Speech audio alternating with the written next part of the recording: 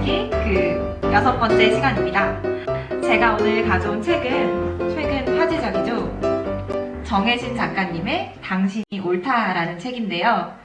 이 책은 제가 거의 근 5년간 읽은 책들 중에 가장 베스트 책이 아니었나 싶은데요. 먼저 이 포스트잇들, 곳곳에 포스트잇들 보이시나요?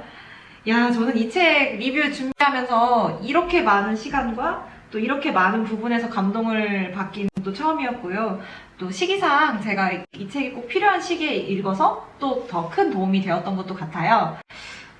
먼저 작가님에 대해서 간단하게 소개를 드리면 예상하셨겠지만 정신과 의사로 약 30여 년간 활동을 하시면서 1만 2천여 명이 넘으신 분들의 이제 상담과 치유 활동을 통해서 본인 스스로 얻으신 그런 노하우와 또 그런 내공을 집대성한 책이라고 해요. 이 책에 대해서 한마디로 먼저 말씀을 드리고 시작하면 공감으로 시작해서 공감으로 끝난다. 그리고 또 이 책에 보이시면 부제로 정혜진의 적정심리학, 작가님이 적정기술이라는 단어에 매료가 돼서 이 적정심리학 본인의 분야에 접목을 시키셔서 사용하신 걸로 나오는데요. 그럼 이제 책에 대해서 한번 얘기를 해볼까요?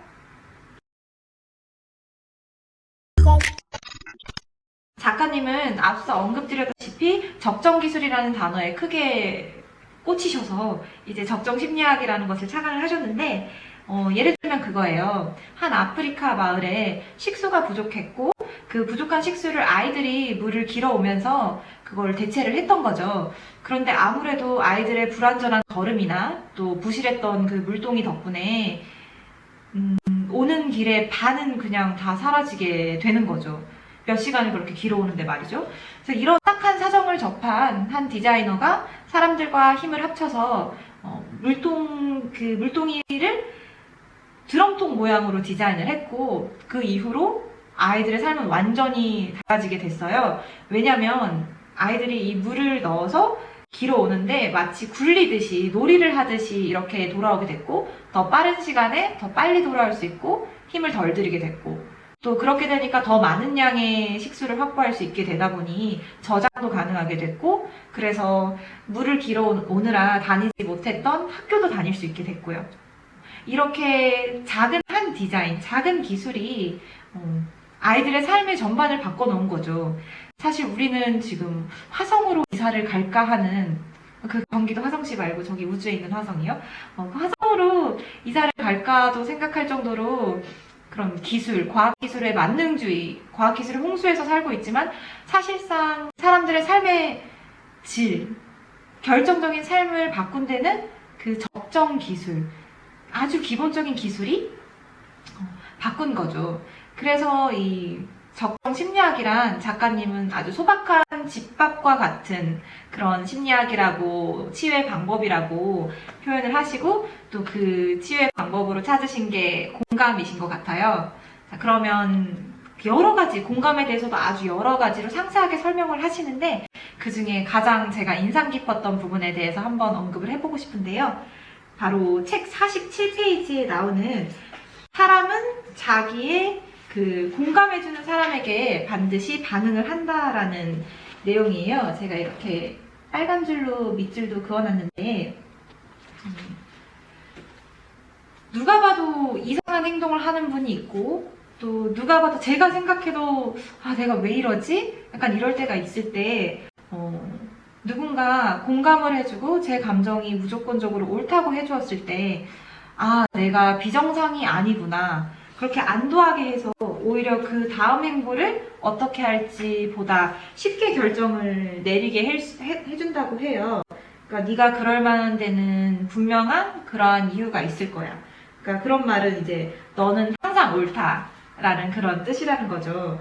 그러니까 참 저는 이 부분이 마음에 들었던 게 과연 나는 저 사람이 이해가 되지 않고 지금 저 사람은 잘못된 행동을 한다라고 생각을 하는데 내가 저 사람에게 공감을 해버리면 그 사람은 계속해서 나쁜 길로 내가 가게 내버려 두는 것은 아닐까 했지만 오히려 공감해주는 사람에게 반응을 하고 또 본인이 본인도 이제 아 내가 비정상이 아니구나 하면서 안도하게 해서 그 다음 행보를 어떻게 할지 결정을 하게 한다고 해요. 그러니까 저는 또 이 부분에 있어서 이 챕터를 읽으면서 이제 다양한 예시들이 나와서 아 그럴 수도 있겠다라고 하긴 했는데 그래도 그렇게까지 와닿지는 않았던 것 같은데 그 다음 챕터에서 제가 또 감동받았던 부분이 그 우울과 무력감은 삶의 그 자체일 뿐 병이 아니다 라는 부분이 이제 책 86페이지에 나오는데 이 책을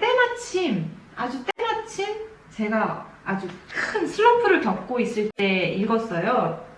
최근에 이제 조금 힘들고 이런 일이 이렇게 계속 연이어서 일어날 수 있을까 싶을 정도로 안 좋은 일들이 많이 일어났었는데 그랬을 때 저 스스로도 제가 이해가 되지 않는 행동과 선택을 하려고 했거든요. 근데 그랬을 때 그러니까 한 2달 정도 우울했고 그걸 극복하지 못하고 헤매고 우울감을 계속 겪는 나 스스로 채찍을 하다가 이제 지극히 저를 공감해 주신 분을 만났어요. 그러고 나서 오히려 제가 느낀 건 앞에서 언급드렸다시피 아 내가 비정상이 아니구나 하면서 안도가 되는 거죠. 안도가 되고 저도 조금 아 이건 아닌데 라고 했던 부분들이 있었거든요. 근데 그 부분을 조금 더 빠르게 인정하게 되고 아닌데 하면서 아닌 길로 가지 않고 다시 옳은 방향으로 아니지 제가 생각해도 스스로 아니지 않은 방향으로 돌아올 수 있게 됐었거든요. 그래서 저는 이 부분을 보고 되게 큰 힘을 얻었고 감동을 받았어요. 그러니까 자꾸만 우울감이 들고 활력이 없으니까 뭔가 새롭게 활력을 찾겠다고 뭐 헬스장을 가고 뭐 영어를 조금 더 배우고 중국어를 더 추가를 하고 스페인어도 좀 해야 될 것 같고 근데 그러지 않고 조금 더 주저앉아 있고 또 쉬라는 거죠. 그런 걸 이제 마음을 통해서 알려주는 거고 이런 그 부정적인 감정, 우울감 이런 거는 긍정적인 감정과 못지않게 이제 꼭 필요한 부분이고 또 그런 무력감과 우울감이 그런 상황에서 찾아오는 것은 굉장히 긍정적인 신호고 제 정신건강이 아주 건강하다라는 뜻이고 저는 비정상이 아니었던 거죠. 네. 그런 거를 이제 이 책에서 굉장히 잘 언급을 해주세요. 네, 이 밖에도 책에서 감정 노동과 공감의 차이 그리고 또 여기서 나오는 이제 질문이 있어요. 지금 마음이 어떠세요? 그러니까 이 책에서 던지는 질문, 그러니까 핵심 문장, 지금 마음이 어떠세요?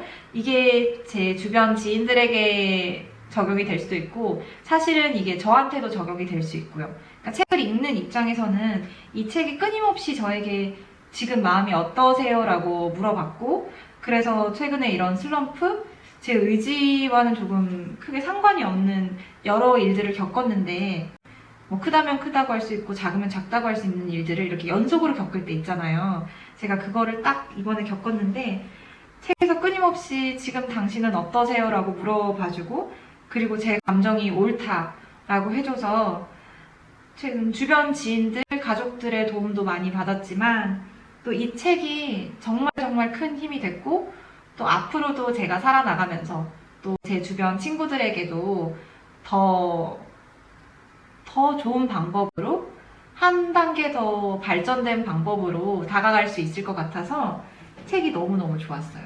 그냥 저는 이제 이 당신이 옳다라는 이 책은 당신이 옳다라는 이 책이 옳다라고 말씀을 하고 싶고요. 또 이 책에서의 키워드가 이제 공감이었잖아요. 그래서 제가 다음 책을 어떤 책을 선정을 해야 될지 또 느낌이 딱 왔어요. 이 책과 관련된 또 공감 능력에 대해서 공감 능력을 어떻게 더 발전시킬 수 있는지 또 우리의 감성 지수에 대한 얘기를 다룬 또 좋은 책이 있거든요. 그 책에 대해서 언급하면 좋겠다 싶더라고요. 네, 저는 이 책 정말 추천하고요.